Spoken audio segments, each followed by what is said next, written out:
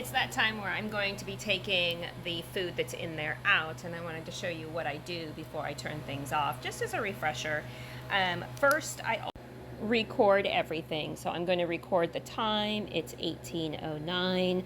I'm going to go over and look at the end time, which that's going to be 18:09. The total time is 33:34:51.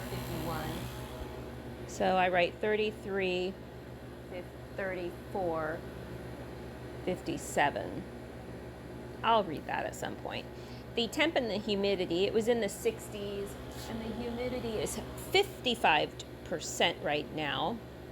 The mTORs is another thing. If you look right there, the MT, 244 MT, that's a really good number. The lower, the better.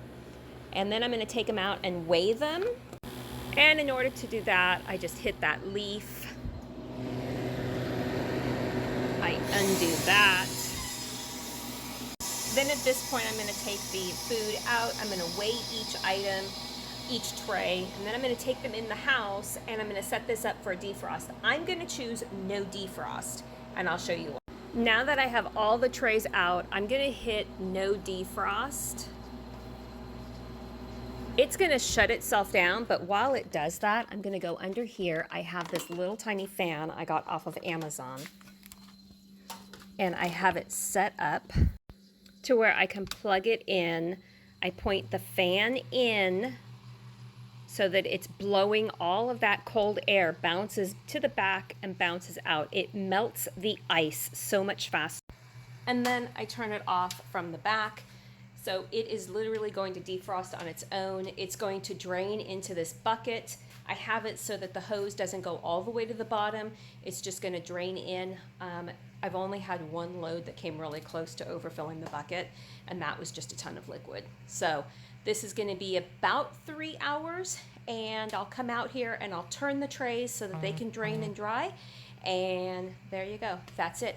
And then once all of the ice is able to be removed, I'll dry the whole thing out. I will always keep the door open. You always keep the door open when there's no food and it's not running. If you don't, you get mildew and mold and ick inside, and it smells inside. So you want to air out the gasket.